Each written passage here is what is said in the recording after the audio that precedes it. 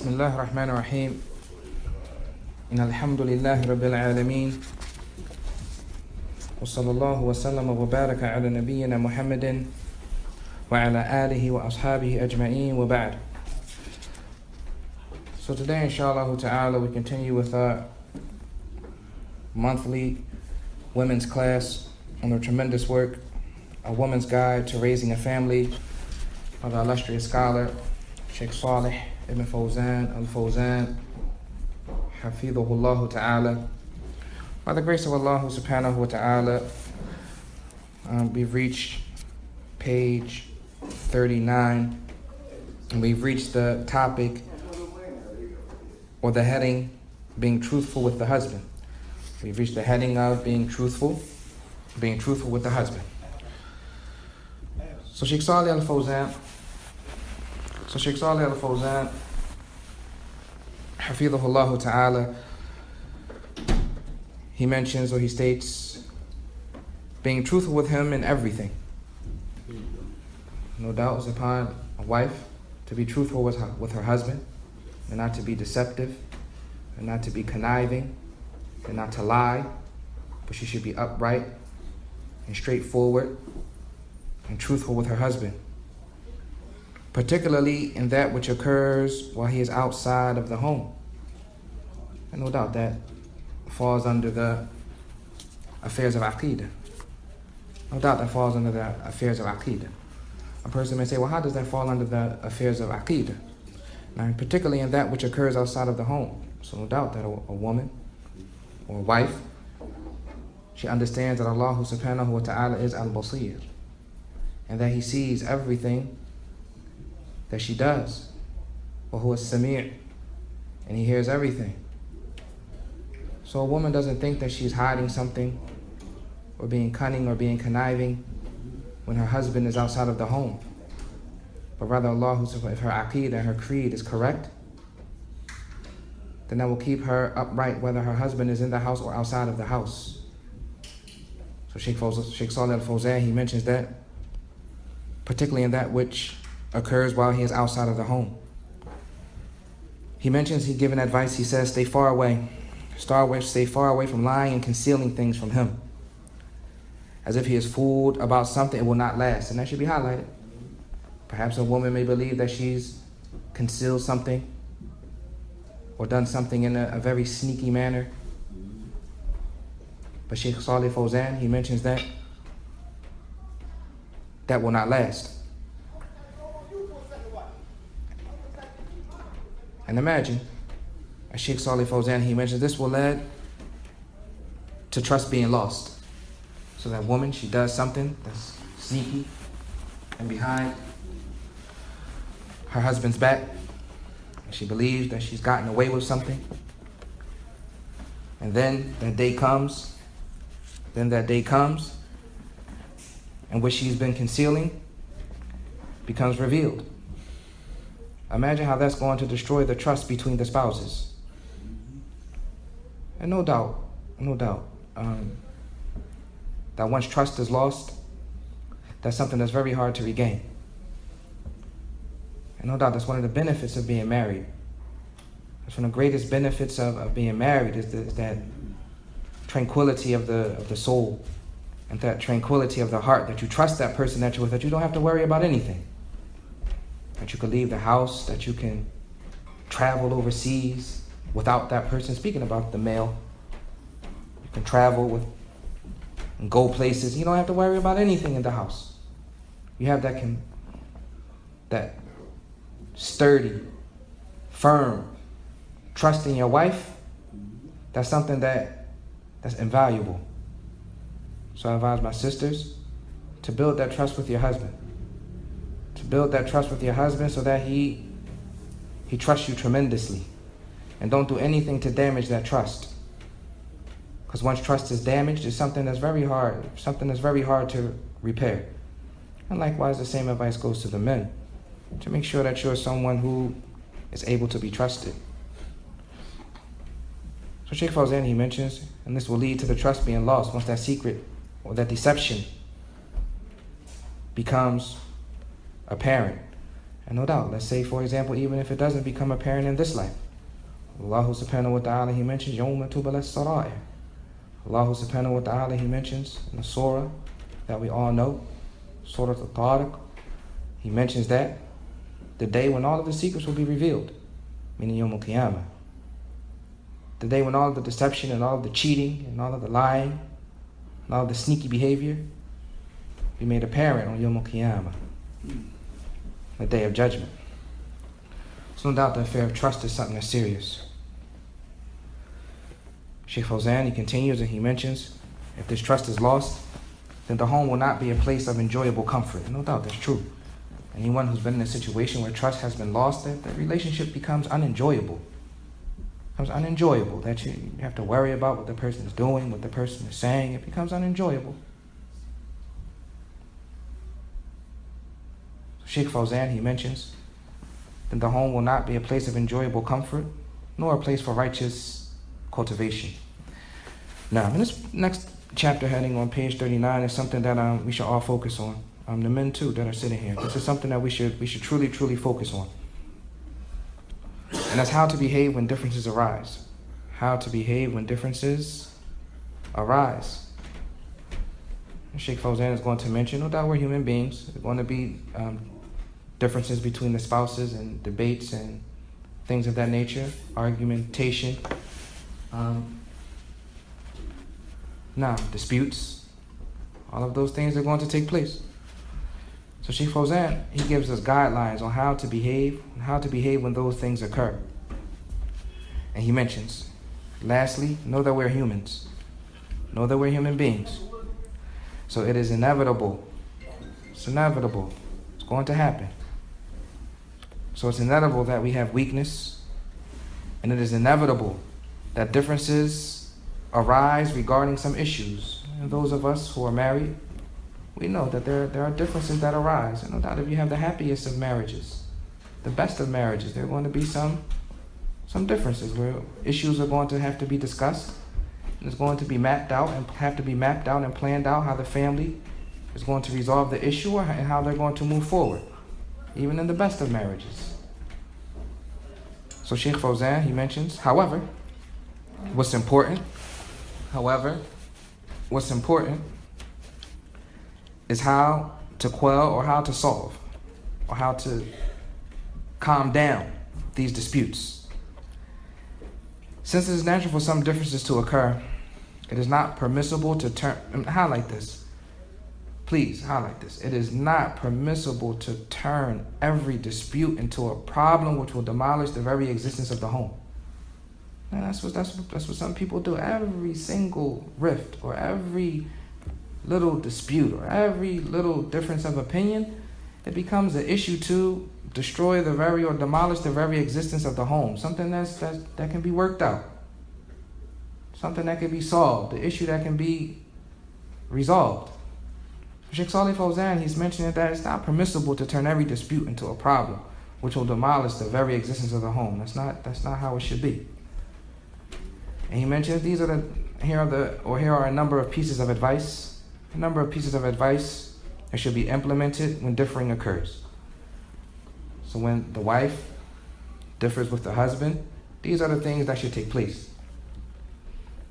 And no doubt, this next few sentences or these next 5 points are something that's extremely important and can be very helpful in your marital affairs. The first one is avoid continuing the debate or the discussion while angry. Discussion is whatever's going on and people are angry, discontinue. Don't continue to debate. And abstain from this until the nerves are calm. Wait till everybody is calm. Wait till everybody has gotten their bearings together and everyone is at ease. And no doubt, as a side point, that this is the time, meaning the times of anger, where those rash divorces and rash requests for khullas occur. This is when the rash divorces and the rash requests for khullas, for annulments of the marriage, that's when they occur, when people are angry. And the people, they come to the masjid They begin to call, they go to the dawah center, and they say, well, I divorced my wife while I was angry. Does it count? Many times. We hear it many times. So, likewise, we hear about the women as well.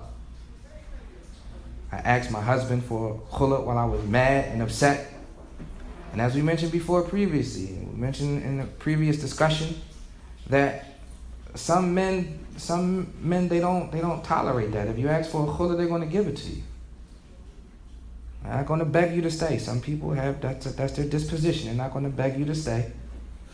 They're not going to go back and forth with you. You want a khula, you got it. Then after that, the woman, she's upset. We hear it. You didn't really care about me. You gave me a khula too fast. It's just a disposition of the person. They don't sweat people. So at the moments of anger, as Sheikh Salafi Fawzan is giving this advice, discontinue talking. Just stop. Everybody's angry, just talk about it at another time. That's the first piece of advice. Calm down. The second thing is utilize the manner of investigation and not argumentation. And that's important as well. Not that argument, a person trying to be right. A person trying to be right. A person has to lose that mentality. The issue is not I'm right and you're wrong. Somebody's right and somebody's wrong. That's the reality.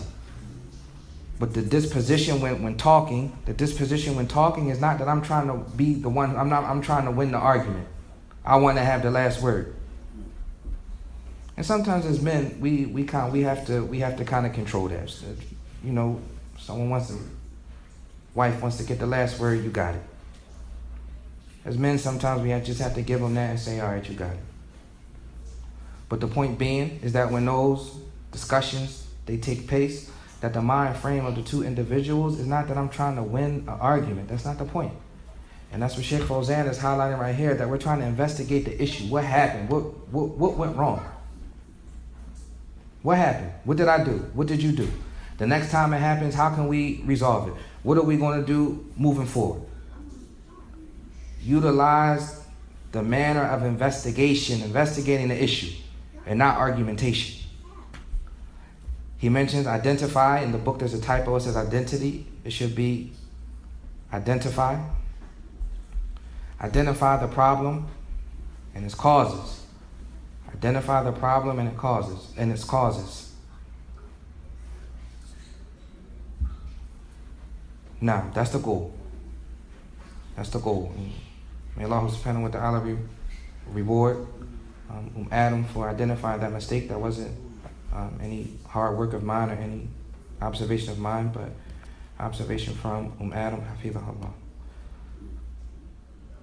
So identify the problem and its causes. That's the goal. Identifying the problem and fixing it, not being right. And that's a lot of time arguments, they continue on and on and on and on. Again, they continue on and on and on for long periods of time because a person is just trying to be right. Even when they're wrong. Sometimes kibr, sometimes pride kicks in argument. Sometimes pride kicks in. Person knows that they're dead wrong. Dead wrong. Person knows that they're absolutely 100% wrong, but pride takes over and they just want to argue and try to make it seem like they're right. May Allah subhanahu wa ta'ala protect us from kibr and pride and arrogance, and make us from those who have humility and are able to accept criticism and correct our mistakes. The third thing, and this is important as well. It's the third thing. This is important as well. Avoid interrupting. Discussions going on between you and your spouse. Avoid interrupting. When a person is talking, let them finish. Let them finish. Don't assume. Let them finish and don't assume. Because the point that you are about to interrupt them about, they may clarify it at the end of what they're saying. They may address the issue or the problem that you have at the end of what they're saying. So the third thing is avoid interrupting people when speaking. And listen attentively. And that's another thing that's important. Listen to comprehend and listen to process. A lot of times people listen to do what? Respond. All they're doing is listening to hear one word that doesn't sound right and they just want to respond. Oh, that's why they're listening. Listening to respond.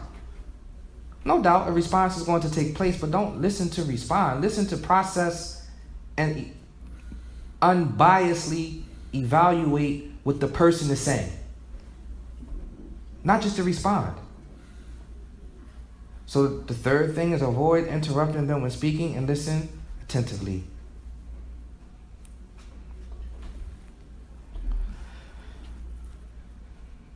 The fourth thing that Sheikh Fawzan mentions, he mentions it is incumbent to make it a pleasant environment with good feelings. And no doubt this is beautiful. This fourth point is extremely beautiful. It is incumbent to make it a pleasant environment with good feelings, meaning the environment of the discussion. In the environment of the discussion, and for each spouse to clarify that they love each other. That should be clarified at the beginning of the conversation. Sweetheart, I love you, but we need to have this talk. Don't think that just because we're having this talk, my feelings for you have diminished or they're lost or anything like that. I love you, but we need to have this discussion. Rahimakallah, may Allah have mercy on you. Barakallahu feek. May Allah bless you. Hafizakallah, may Allah protect you. I love you, but we need to have this talk. Make it a pleasant environment. And no doubt that's easier said than done. No doubt that's easier said than done. But the ideal situation is that's the environment that's created. That is incumbent to make it a pleasant environment with good feelings. And for each spouse to clarify that they love each other. However, does that mean that there's a bunch of sugarcoating about to go on? No. However, they want a resolution to the problem. Just because you say all those things, it doesn't mean that we're going to avoid the issue. We're not going to avoid the issue. We're not going to act like it doesn't exist. I love you, but we need to get to about the bottom of an issue.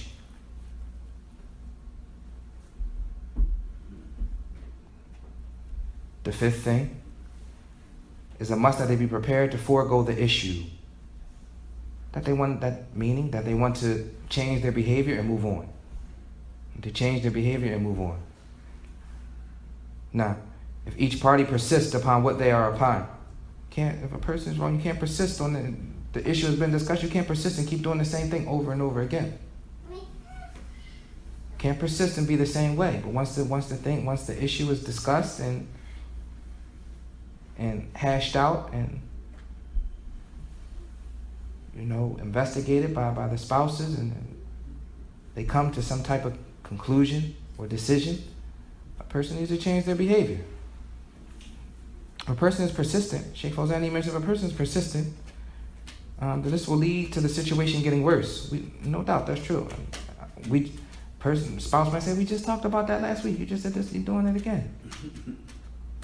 We just talked about this two days ago. Now you're doing the same thing. Over and over and over and over again.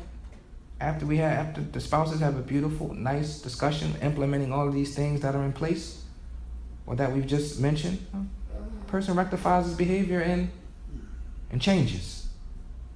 And changes. And no doubt apologies are good, but apologies that are coupled with actions are better.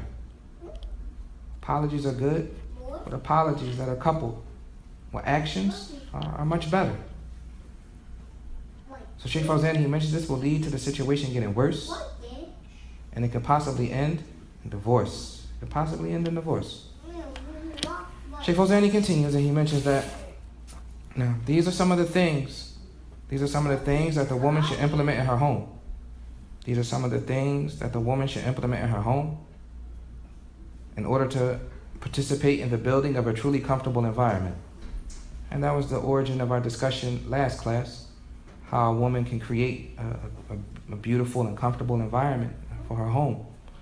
So Sheikh Fawzan is highlighting, he's saying these are some of the things that the woman should implement in her home in order to participate in the building of a truly comfortable environment. The home. He mentioned the home is a place in which the husband lives in tranquility. Your husband should be tranquil. Your husband comes in the house, should be a place of tranquility, safety. You should feel safe. and stability. Not that the house is in turmoil and chaos all the time. But no doubt, as Sheikh Fawzan mentioned in the beginning of the book, this is not it's not a situation where we're harping on the women. It's not a situation where we're harping on the women and coming down on them or anything like that, but the reality of the affair is that this is a book written for women. So that's why the address or the people being spoken to are the women. And no doubt, the man, he plays a huge role in the stability of the house, whether it be financially, whether it be mentally, whether numerous things. The husband plays a huge role in the stability of the household. It's possible for the husband to make the household chaos. It's possible for the husband to make the household a place that has absolutely no stability at all. Possible. But the issue at hand is that the name of the book is A Woman's Guide to Raising a Family, and that's who's being addressed. So Sheikh Fawzani continues, and he mentions that the home is a place in which the husband lives in tranquility, safety, and stability, and it is that which reaps fruits for his ummah. The home is a place in which the children are raised correctly. The home is a place in which the children are raised correctly, which will result in the rectification of this nation. And Sheikh Fawzan is going to mention that a few times as we continue, that a woman should realize this is about having foresight and seeing what's, having a good intelligent view of the future, being farsighted. That a woman, when she's raising her children, she should understand that she's preparing the next generation of Muslims. It's not that it's not just something that's going on right now, and it's not just a day-by-day thing. But she should realize that if she raises her children properly, then we're preparing the next generation of Muslims. Imagine if everybody raised their children properly, and everyone, cultivated their children properly, good, educated, Islamically educated, secularly educated, well-mannered, beautiful children. Imagine if everyone did that. When all of us are gone, we're going to die. When all of us are gone, how would the next generation be? So that's the issue. It's not just a day-by-day thing, but a woman has to realize that she's preparing the next generation of Muslims when she's raising her children. So Sheikh Fawzani mentions that which will result in the rectification of this nation by way of the rectification of the future generations. And the two spouses, pay attention to that, and the two spouses stay married. Stay married. And the two spouses, not one spouse, not a single mom or a single father. And the two spouses are the foundation of the family. Stay married. Stay married. Give the child an opportunity to have a mother and a father in the home. And no doubt, Islam, it makes divorce is permissible in Islam. I'm not saying that divorce is impermissible and stay in every single situation. But try hard. Try hard. Try to stay married for the rectification of the ummah. And the two spouses are the foundation of the family. Pay attention. If the relationship between the two of them is bad, then there will be no stability in the home. None. The mother and the father are always in chaos, always in turmoil. How is the home going to be? What type of stability is there going to be in the home? Sheikh Fawzan, he mentions, we move on to page 41. We move on to page 41.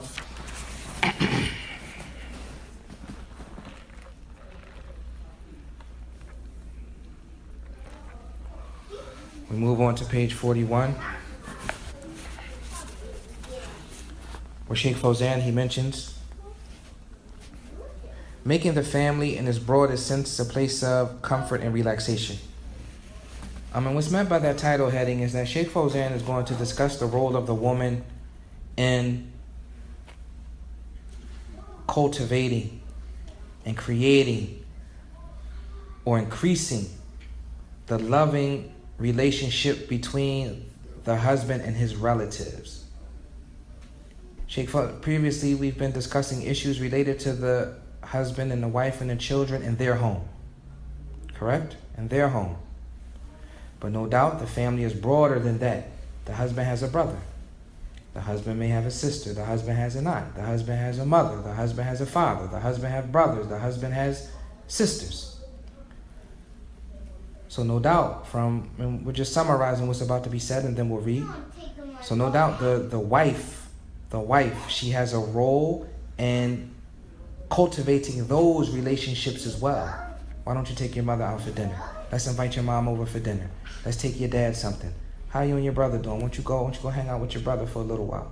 No doubt the woman, she has a role in that.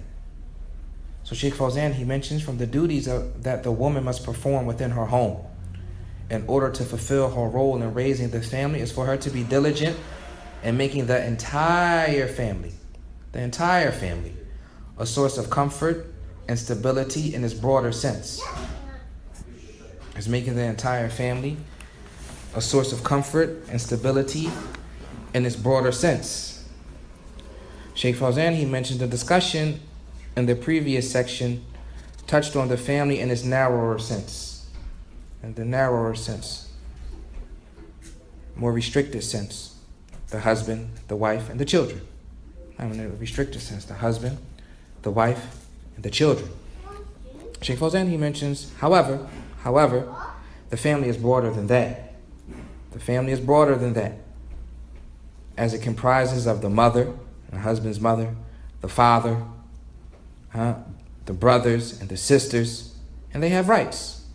They have rights, regardless. And as a side note, in the book, Divorce, its reasons and its cures. In that book, there's a chapter heading that discusses that from the causes of divorce could be that a woman doesn't cultivate those relationships, meaning that she becomes upset if her husband wants to hang with his brother, for example. Or she becomes upset if her husband wants to spend some time with his sister. Or she becomes upset if he wants to spend some time with his mother or his aunt. And she becomes upset and she becomes a nag as it relates to those things. But no doubt, as we're reading right now, the proper behavior is that she cultivates those relationships between the husband and his other relatives, and vice versa as well. However, the family is broader than that, as it comprises of the mother, the father, the brothers, and the sisters. And they have rights, regardless of whether they are with the husband within the home or not. Sometimes relatives live with the husband. Sometimes relatives are actually in the home. Sheikh Fawzan says it doesn't matter whether they live with the husband, live with you guys, live with the family or not. It is compulsory, it's obligatory, that there is harmony between them, that they have some harmony. There's some harmony between them and for them to maintain good relationships, as there are many rulings connected to that. From them is being kind to the parents and keeping the family ties. Mumtaz, that's a beautiful point. That, no doubt, there are Islamic rulings connected to that. There are Islamic rulings connected to that. From that is being kind to the parents. Being kind to the parents and keeping the family ties. Now, Sheikh Fawzan, he mentions the woman plays that. This is what should be highlighted. The woman plays a serious role in that. The wife. The wife plays a serious role in that. How many women are there who, due to their understanding of this aspect and their fear of Allah, were a means for keeping the family ties between her husband? Pay attention to this. But listen to the wording that Sheikh Fawzan uses. How many women are there who, due to their understanding? So he highlights that the type of woman that does this, she has understanding. She has some fiqh, she has some fahm. The woman that does this, or the wife that does this, she has some understanding. And listen to the other characteristic that he describes her with. He said this aspect in their fear of Allah, that they fear Allah.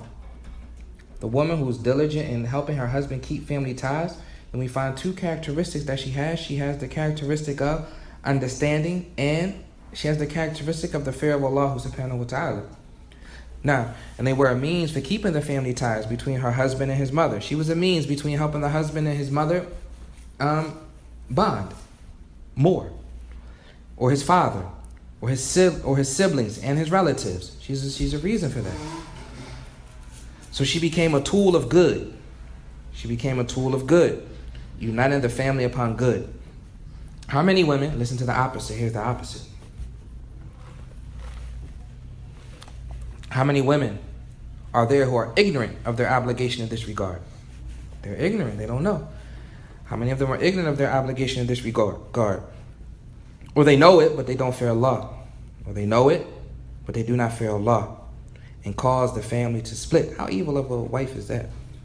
That causes dissension and hatred and malice between a husband and his relatives. Between a husband and his relatives. Between a husband and his mother. She's instigating, slanderer, tale carrier. Between a husband and his mother, her husband and his sister, her husband and his brother, her husband and his father, her husband, and whoever it may be. She's a reason for dissension and malice between them.